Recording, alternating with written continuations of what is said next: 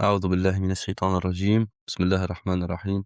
اللهم صل على سيدنا محمد وعلى آل سيدنا محمد كما صليت على سيدنا إبراهيم وعلى آل سيدنا إبراهيم، وبارك على سيدنا محمد وعلى آل سيدنا محمد كما باركت على سيدنا إبراهيم وعلى آل سيدنا إبراهيم في العالمين إنك حميد مجيد.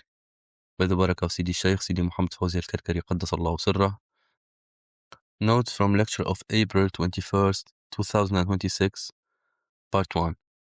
Before starting this video, I would like to state that this work would never have seen the light without Sidi Shaykh. If something is wrong, it will be from myself, and everything that is correct is from Sidi Shaykh. A disciple recounted that in a dream vision he saw one of the disciples playing on his back. Inwardly, he was saying to himself that this movement from the disciple is nothing but love and longing for the Shaykh. Then Sidi Shaykh turned to the disciple and struck him across the face with his palm. He said to himself, "This is love." Sidi Shaykh Qaddasallahu Sirrah struck him a second time across the face, and again he said to himself, "This is love." A disciple standing nearby was laughing and remarking, "He hits him, and he calls it love." Then Sidi Shaykh struck him a third time, and once again he said, "This is love." The Shaykh then drew a curved line across his face. He turned to the laughing disciple and said, "You see, it is the lamb." In his response, Sidi Shaykh said regarding the lamb of contraction, lamb al-qabḍ, that the disciple is drawn into a total contraction towards the Shaykh. That is to say, in the terms of drawing near in the name, when the disciple reaches the stage of the lamb, it is called qabḍ, meaning the Shaykh seizes yaqbḍ, the spirit of the disciple. This is why it bears that name.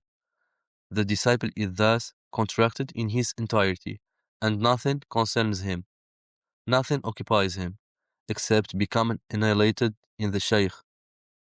Annihilation in the Shaykh means that the disciple ceases to exist alongside the existence of the Shaykh. This is what he is being taught. Some reach annihilation in the Shaykh, but see themselves as the Shaykh, and in doing so, they find themselves, as it were, competing with the Shaykh. True annihilation in the Shaykh, however, is that the disciple no longer sees himself. He sees only the Shaykh. And when he arrives at that station, no longer seeing himself, seeing only the Shaykh, it is then that he has truly understood what it means to become a Shaykh. In contrast, when a disciple sees himself as a Shaykh, it is as though he has copied that station for himself. For example, Pharaoh, who claimed divinity, he saw lordship within himself, and so he declared, "I know of no God for you other than myself," and declared, "I am your highest Lord." Between these two declarations lay approximately 40 years, and those 40 years correspond to the 40 ranks of the soul, maratib al-nafs.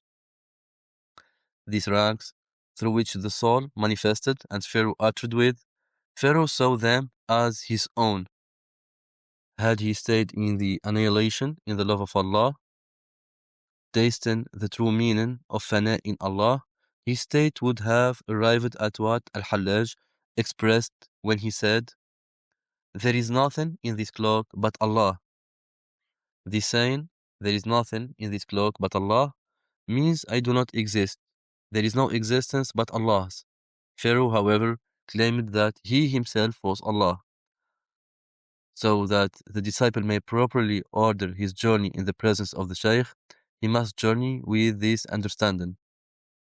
The disciple cannot remove the Shaykh, for if he were to remove him from his thought, his heart, or his soul, he would be removing the name of the Wali. And if he removes the name of the Wali, he removes the name of Allah. And if he removes the name of the Wali or the name of Allah, he is claiming divinity and lordship for himself. On the other hand, if the disciple affirms the presence of Allah's name through the name of the Wali, through the manifestation of the Hajir of the Wali, who is the Shaykh, this will teach him his own nothingness. The people of Allah, Ahlullah, have stated that in spiritual wayfaring, the disciple must be behind the Shaykh, never alongside him in the same rank and never ahead of him. This is why the rule of the Imam and Ma'mum was given as such. Either the Imam places everyone to his right, or, and this is the preferable arrangement, he stands in front and places everyone behind him. This is so that the one praying does not come to believe that there is no Imam. That is, the Imam's existence is affirmed in the sensory realm, في الحس, even though his presence in meaning, في المعنى, is already established, since the Ma'mum tracks his every word. But when the Imam is placed in front, it is as though he is given the front station, the leadership, the compass, and the Qibla. This is how he is to be regarded. And the Ma'mum sees neither himself nor his prayer has any existence except through the Imam's prayer. So when the disciple comes to embody this following through the station of fanāʼ, Allah inherits him a reward beyond any number that can be counted, even though the judge's presence has set it as a known number. It remains beyond reckoning because Allah multiplies for whom He wills. This reward thus remains open-ended by virtue of the congregation. But if one were to claim sole individual standing, فردانية,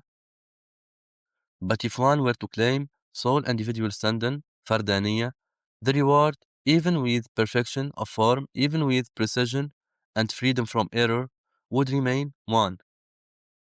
In congregational prayer, however, the reward is proportional to the congregation and its form. And although the well-known figure is 27 degrees, Allah multiplies for whom He wills, just as prayer in Mecca or in the Prophet's mosque is multiplied many times over. And so it is in the spiritual journey, the reward expands in like manner. The Lamb, then, establishes the congregation between the disciple and the Shaykh in the spiritual journey, a total and complete establishment. The degree of the disciple's fanāʼ in the Shaykh, to that same degree is his attainment of the second Lamb, Lillah. For the Shaykh, in relation to the disciple, is unseen, ghaib, while the disciple is witnessed, shahada. The Shaykh is regarded as the one who unveils the unseen for the disciple within the realm of the witnessed, and whatever the Shaykh unveils for him in that realm, the disciple receives. And so, if the Shaykh has not bowed, there is no bowing for the disciple. If he has not prostrated, there is no prostration for the disciple. It is as though the disciple's bowing and prostration, so long as the Shaykh has not made them manifest, remain for him within the unseen. This is in contrast to when one stands alone by himself, as though he has no unseen, no one to lead him. In congregational prayer, however, it is simply not possible. If the Imam bows, the disciple bows. If the Imam does not bow and prolongs, the disciple must wait and prolong as he prolonged. It is as though the Imam is delaying the unveiling of the disciples unseen within the realm of the witnessed. This is how the disciple journeys with him in prayer.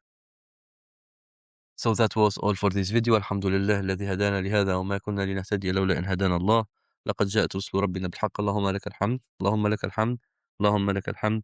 اللهم صل على سيدنا محمد وعلى آل سيدنا محمد كما صليت على سيدنا إبراهيم وعلى آل سيدنا إبراهيم، وبارك على سيدنا محمد وعلى آل سيدنا محمد كما باركت على سيدنا إبراهيم وعلى آل سيدنا إبراهيم في العالمين إنك حميد مجيد. سبحان ربك رب العزة عما يصفون وسلام على المرسلين والحمد لله رب العالمين.